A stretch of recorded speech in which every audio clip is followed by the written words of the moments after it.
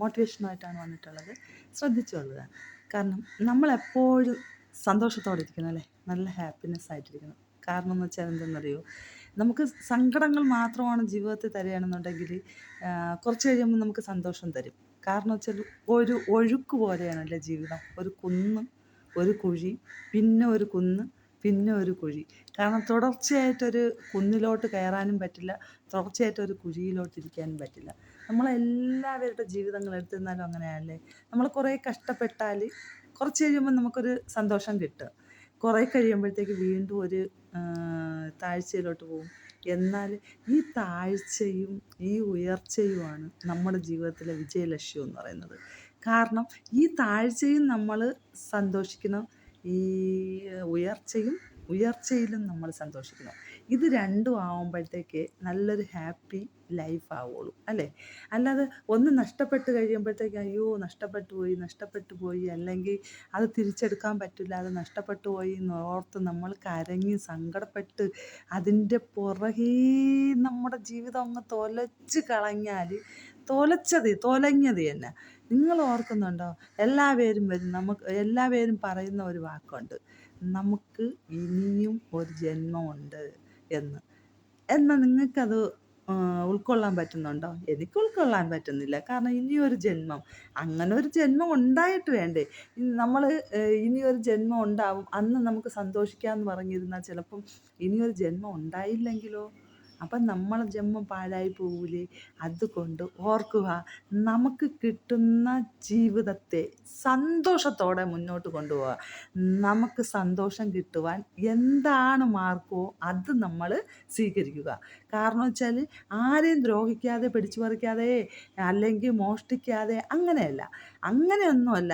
നല്ല രീതിയിൽ നമുക്ക് നല്ല വസ്ത്രങ്ങൾ ധരിക്കുക, നമ്മൾ ഭക്ഷണ രീതിയിൽ ഇപ്പം മക്കളെ നമ്മൾ വളർത്തണം എന്ന് പറഞ്ഞുകൊണ്ട് നമ്മളിപ്പോൾ ഉള്ള അച്ഛനും അമ്മമാരുടെ ഒരു രീതി എന്തെന്ന് വെച്ചാൽ, അയ്യോ മക്കളെ വളർത്തണം, അവർക്ക് കഷ്ടപ്പെട്ട് അവർക്ക് പഠിപ്പിക്കണം, അയ്യോ അവർ 2, 3, 4, 5, 6 മക്കളുണ്ട്. 5, 6 മക്കളൊക്കെ പണ്ടേ കാലത്ത്, ഇന്ന് ഒന്ന് ഒരു മുറിയാണ്, ഒന്ന് കൂടിപ്പോയാൽ 2. അപ്പോഴെന്ത് ചെയ്യുന്നു, മക്കളെ വളർത്തണം, അയ്യോ അവർ നല്ല നിലയിൽ എത്തണമെന്ന് പറയുന്നത് എന്തിനാണെന്നറിയാമോ? അച്ഛനും അമ്മയും കഷ്ടപ്പെട്ട് കിട്ടുന്ന പൈസയിൽ ഇന്ന് മത്തിമീൻ വാങ്ങും, മത്തിമീൻ, ചാള, അങ്ങനെയൊക്കെ പറയില്ലേ, അത് വാങ്ങി വെച്ചിട്ട് കഴിക്കും. കാരണം എന്ന് വെച്ചാൽ എന്തിനെന്നറിയാമോ?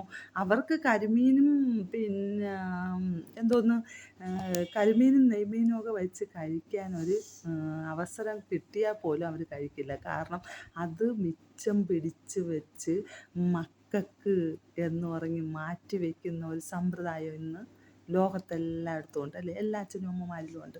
എന്നാൽ ഇന്നുള്ള മക്കളാണെന്നുണ്ടെങ്കിലോ, ഇന്ന് ഉള്ള മക്കൾക്ക് നമ്മൾ പണ്ട് കരിമീൻ പണ്ട് നമ്മൾ മത്തിയാണ് കഴിച്ച് വളർന്നതെന്ന് പറഞ്ഞാൽ അവർക്ക് ആക്ഷേപമായിരിക്കും അല്ലേ. നമ്മൾ അച്ഛനും അമ്മയെന്ന് പറയുമ്പോഴത്തേക്ക് അതൊരു ആക്ഷേപമായിരിക്കും. അവർ കാണുന്നത് ലക്ഷങ്ങൾക്ക് പുറകിൽ. ഇന്ന് ലക്ഷങ്ങളൊന്നും ഒന്നും അല്ലെന്നേ നമ്മളെ മക്കൾക്ക്.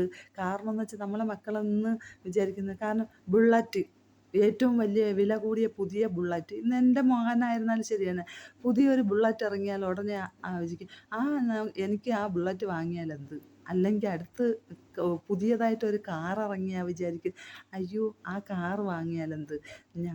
നമ്മുടെ കാലത്ത് നമ്മൾ നടന്നു പോയിട്ടാണേ നമ്മൾ പഠിച്ചിട്ടുള്ളത്. കിലോമീറ്ററുകളോളം നടന്നു പോയിട്ട്, ഞാൻ 2, 2.5, 3 കിലോമീറ്ററോളം നടന്നു പോയിട്ടുണ്ട്. 2.5 കിലോമീറ്ററോളം നടന്നു പോയിട്ടാണ് ഞാൻ പഠിച്ചിട്ടുള്ളത്. ഇന്നുള്ള മക്കൾ അങ്ങനെ പോവുമോ? പോവില്ല. കാരണം ഇന്നുള്ള മക്കൾക്ക് സുഖസൗകര്യങ്ങൾ കൂടുതലാണ്. സുഖസൗകര്യങ്ങൾ കൂടുമ്പോൾ എന്താണ് സംഭവിക്കുന്നതെന്നറിയാമോ? അവർക്ക് ബന്ധങ്ങളുടെ വില അറിയില്ല. ഇന്ന് സുഖസൗകര്യങ്ങൾ കൂടുന്ന മക്കൾക്ക് ബന്ധങ്ങളുടെ വില അറിയില്ല. അതാണ് കാരണം. ഇന്ന് ഏറ്റവും കൂടുതൽ അനാഥാലയങ്ങളും വൃദ്ധസദനങ്ങളും കൂടുന്നതിൻ്റെ കാരണം എന്താണ്?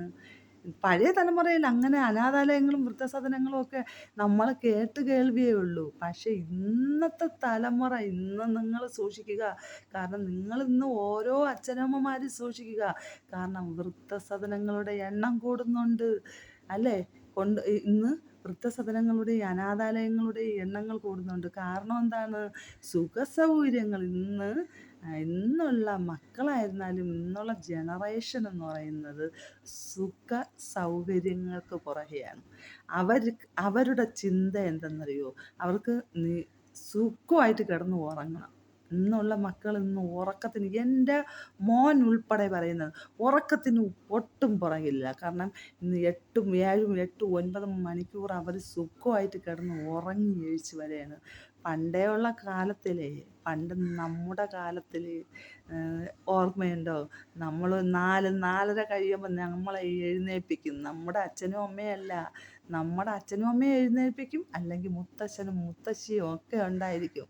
അന്ന് എഴുന്നേറ്റ് അടിച്ച് വാരി ചാണകം തളിച്ച് കിട്ടുന്ന ഈ പുകഞ്ഞ ചായ ഉണ്ടല്ലോ, പുകയിട്ട് ഇല അന്നത്തെ വിറക് അടുപ്പിൽ കത്തിച്ച് കിട്ടുന്ന പുകയിട്ട ചായ, അതിനൊക്കെ ഒരു ടേസ്റ്റാണ്. ഇന്നുള്ള മക്കൾ കിടന്ന് പെരട്ടത്തിൽ വെയിലടിച്ചിരുന്നാലും ഇന്നത്തെ മക്കൾ എഴുന്നേൽക്കില്ല. കാരണം അവർക്ക് ഭക്ഷണം വേണ്ട, അവർക്ക് സമയത്തിന് ഭക്ഷണമേ വേണ്ട. കാരണം അവർക്ക് വേണ്ടത് എന്തെന്ന്, ആഡംബരങ്ങളാണ്, ആഡംബരങ്ങൾ. ഇന്ന് ലക്ഷങ്ങൾ വിലപിടിപ്പുള്ള മൊബൈലുകൾ, ഇന്ന് ലക്ഷങ്ങൾ വിലപിടിപ്പുള്ള AC കാറുകൾ. കാരണം പഴയ ആ തലമുറയല്ല, അവരൊക്കെ അങ്ങ് മാറിപ്പോയി. പക്ഷേ അതിൽ നിന്നൊക്കെ വ്യത്യസ്തമാണ് നമ്മളെന്ന് പറയുന്ന ജനറേഷൻ, അല്ലേ? നമുക്ക് പഴയ കാലത്തും ജീവിക്കാൻ കഴിഞ്ഞു, പുതിയ കാലത്തും ജീവിക്കാൻ കഴിഞ്ഞു, ഇല്ലേ? പഴയ കാലത്ത് നമ്മളെങ്ങനെയാണ് കഷ്ടപ്പെട്ട് തറയിൽ ചാണകം മെഴുകി കിട്ടക്കുന്ന തറയിൽ കിടന്ന് നമ്മൾ സുഖമായിട്ട് ജീവിച്ചില്ലേ, അല്ലേ? അച്ഛനും അമ്മയുടെ സ്നേഹം നമുക്ക് വാനോളം കിട്ടിയില്ലേ? കിട്ടിയായിരുന്നു. മുത്തച്ഛൻ്റെ മുത്തശ്ശിയുടെ സ്നേഹം നമുക്ക് വാനോളം കിട്ടിയില്ലായിരുന്നോ? കിട്ടിയായിരുന്നു. കുടുംബം എന്തെന്ന് നമുക്കറിയില്ലേ? അതുകൊണ്ടാണ് നമുക്ക് ഇന്ന് കാണുന്ന ദുഃഖങ്ങളുണ്ടാകുന്നതിനുള്ള പ്രധാന കാരണം. ഇന്ന് നമ്മൾ ദുഃഖിക്കുന്നു എന്നുണ്ടെങ്കിൽ നമുക്ക് അതിനുള്ള കാരണം എന്താ? നമുക്ക് അന്നൊരു കുടുംബം ഉണ്ടായിരുന്നു. ആ കുടുംബം എന്ന് പറയുന്നത് നല്ല അന്തരീക്ഷത്തിലായിരുന്നു. കാരണം ഇന്ന് ഏത് വീടുകളിലാണ് സന്ധ്യാനാമം ജപിക്കുന്നത് കേട്ടിട്ടുണ്ടോ? പണ്ട് ഞങ്ങൾ ഒരു 5 മണി കഴിഞ്ഞു പോയാൽ ചൂലെടുത്ത് അടിച്ചു വാരാൻ സമ്മതിക്കില്ല.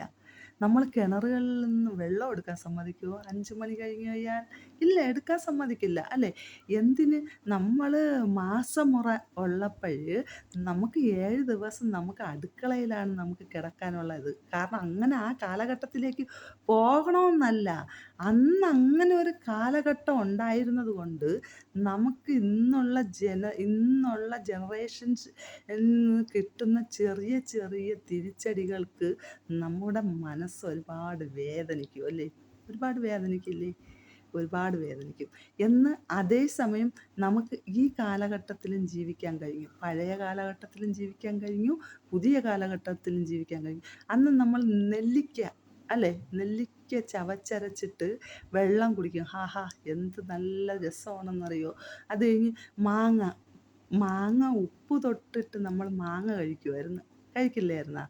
അത് കഴിഞ്ഞ് പച്ച ചക്കച്ചുള നമ്മൾ കഴിക്കുമായിരുന്നു.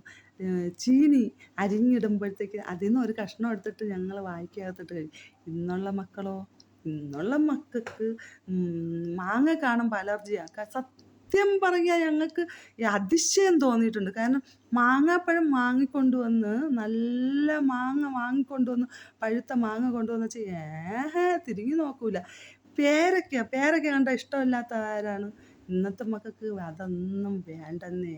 അവരിന്നൊന്ന് ഫാസ്റ്റ് ഫുഡുകൾക്ക് പുറകെയാണ്. ഫാസ്റ്റ് ഫുഡ് ആഹാരങ്ങൾക്കും ഫാസ്റ്റ് ഫുഡായ ലൈഫുകൾക്കും ഹൈ ലെവൽ ജീവിതങ്ങൾക്കും ആർഭാടങ്ങൾക്കും പുറകിലാണ്.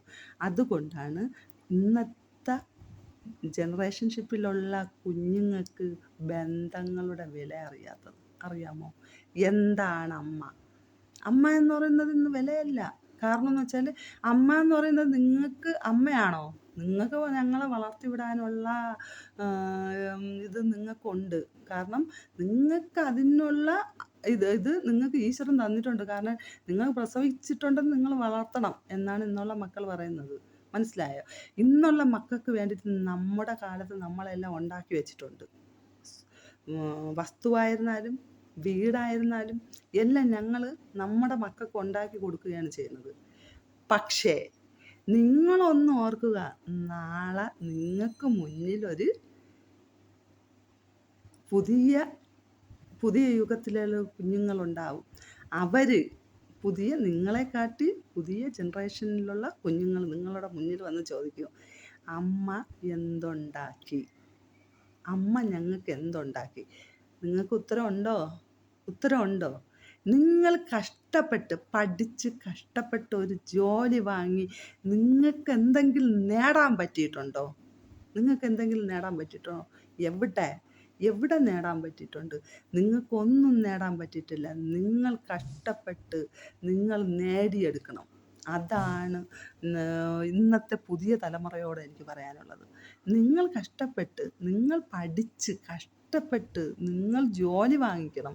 സ്വന്തമായിട്ട് ജോലി വാങ്ങിച്ചിട്ട് എല്ലാത്തിനും ഒരു എയിം ഉണ്ടായിരിക്കണം, അല്ലേ? എയിം ഉണ്ടായിരിക്കണം. നമുക്ക് കഷ്ടപ്പെട്ട് നമുക്ക് പഠിച്ച് ഒരു ജോലി ഉണ്ടാക്കി നമുക്ക് എല്ലാം നേടണം എന്നുള്ള ഒരു വാശി ഉണ്ടാവുമ്പോഴേ ജീവിതത്തിന് മുന്നേറ്റം ഉണ്ടാവുള്ളൂ.